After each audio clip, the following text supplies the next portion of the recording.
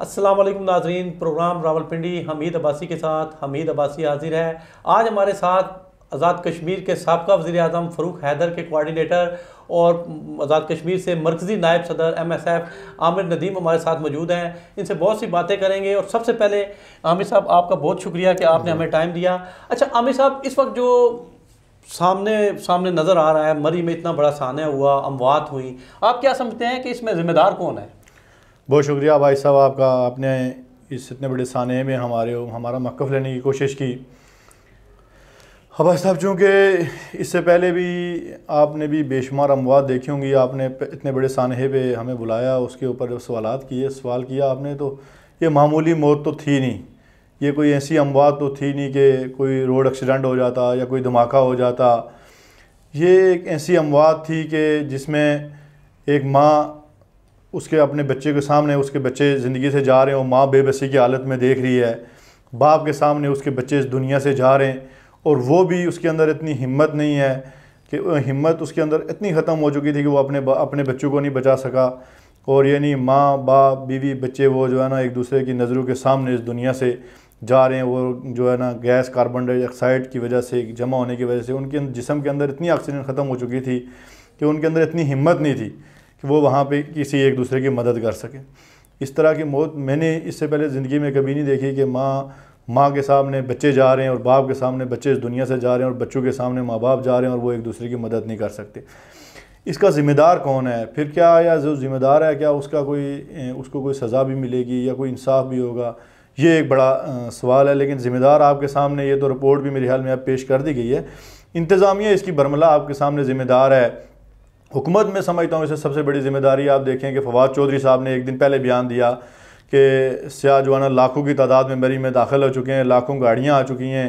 یہ حکومت کی کامیابی کی جو ہے نا کہ معیشت کی کامیابی ہے کہ لوگ ہم پہ اعتبار کر رہے ہیں، اور دوسرے دن اتنی اموات ہو گئی، اس کو نہیں روک سکے۔ یہ CDO صاحب کی ذمہ داری تھی، وہاں پہ کمشنر صاحب کی، AC صاحب کی ذمہ داری تھی، لیکن نہیں روک سکے۔ اب آیا ان کے ساتھ کیا ہونا ہے، جو موت تو برحق ہے، جس نے دنیا سے جانا ہوتا ہے وہ تو چلا ہی جاتا ہے، لیکن پیچھے بے شمار سوالات چھوڑ کے جاتا ہے کہ آیا یہ کام رکا بھی جا سکتا تھا، اس کو ہو بھی سکتا تھا یا نہیں؟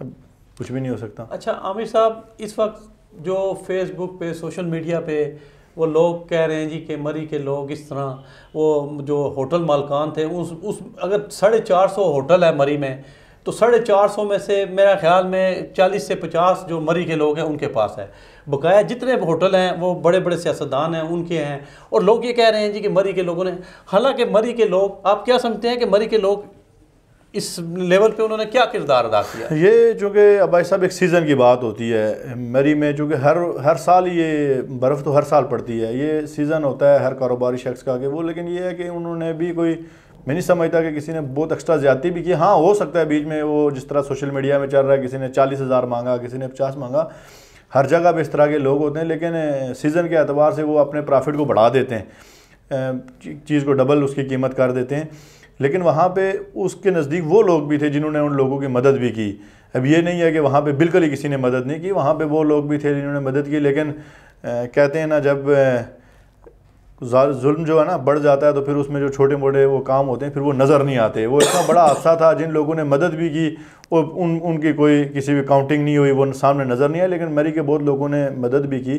جن لوگوں نے نہیں کیا، آپ سوشل میڈیا میں بھی آپ دیکھ رہے ہیں ہر جگہ پہ اس طرح نہیں ہوتا، لوگ اچھے بھی ہیں، کسی کے بارے میں کوئی کبھی برا بھلا تو کہنا بھی نہیں چاہیے، ہر انسان ہر جگہ پہ مختلف طرح کے لوگ رہتے ہیں۔ اچھا عامر صاحب، اب آتے ہیں، آپ کا آزاد کشمیر سے تعلق ہے، آپ نائب صدر، مرکزی نائب صدر MSF بھی ہیں آزاد کشمیر سے، اور آپ ہمیں بتائیں کہ اب وہاں پہ آپ کی نئی حکومت آئی ہے، کیا نئی حکومت کوئی اچھا کام کر رہی ہے وہاں پہ؟ مہنگائی وغیرہ میں کمی ہوئی ہے؟ فی الحال تو عباس صاحب یہ جو 4-5 مہینے ان کی گورنمنٹ کو ہو چکے ہیں، ابھی تک ان کی سیٹنگ ہی نہیں بن رہی۔ اس جماعت کے اندر بھی جو ہے نا 3-4 گروپ بنے ہوئے ہیں، کسی کو کوئی پتہ ہی نہیں ہے کیا جگہ صحیح بھی ہو رہی ہے جگہ جگہ۔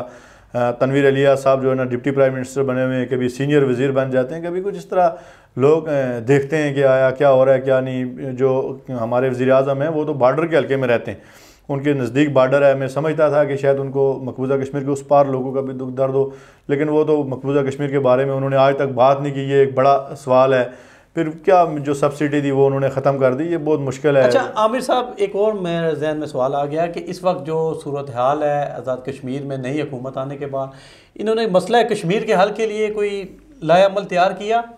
سر آج تک کوئی لائحہ عمل، کوئی میٹنگ نہیں ہو سکی، کوئی کچھ بھی نہیں ہو سکتا. وہاں پہ بارڈر کے اوپر جو صورتحال چل رہی ہے، وہاں پہ کس طرح ہماری مائیں بیوہ جو ہے نا، بچے کس طرح مر رہے ہیں، کیا ہو رہا ہے. انڈیا دن بہ دن ظلم کر رہا ہے. ابھی تک اس طرح کا کوئی اقدامات کوئی انہوں نے نہیں کیے. نہ وزیر اعظم صاحب نے جو آزاد کشمیر سے کسی بھی شخص نے، گورنمنٹ کے کسی بھی اس نے آج تک کوئی میٹنگ نہیں کی. اگر کوئی میٹنگ کی ہوتی یا کہیں ملے ہوتے تو وہ ہمارے سامنے ہوتی. آج کل سوشل میڈیا کا دور ہے، کوئی چیز چھپ تو سکتی نہیں ہے.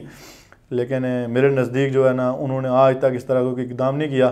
بہرحال دیکھتے ہیں اب یہ گورنمنٹ آگے کیا کرتی ہے. تو آپ کیا سمجھتے ہیں کہ یہ آزاد کشمیر میں جو نئی حکومت آئی ہے، یہ آنے والے وقت میں کوئی سسٹم ٹھیک کر لے گی؟ بہرحال مجھے تو ان سے 1% بھی آپ سمجھیں کہ کوئی امید نہیں کہہ سکتا کہ میں ان سے کوئی امید لگا سکتا ہوں. کیونکہ یہاں جس طرح عمران خان صاحب بیٹھے ہوئے ہیں، یہ ان کی بی ٹیم ہی ہے.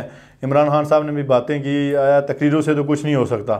تقریر شاید عمران خان سے اچھی کوئی بھی نہیں کرتا، لیکن تقریروں سے معاملات تو حل نہیں ہو سکتے. یہاں پہ پاکستان کے کیا حالات ہیں آپ کے سامنے، کشمیر میں جو ہیں تو وہ تو ان کا تو اللہ ہی حافظ ہے.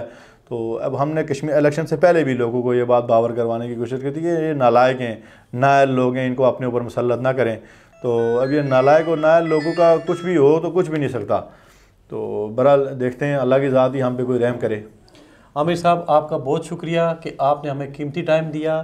حمید عباسی کو دیجیے اجازت، انشاءاللہ اگلے پروگرام کے ساتھ پھر حاضر ہوں گے. اللہ حافظ.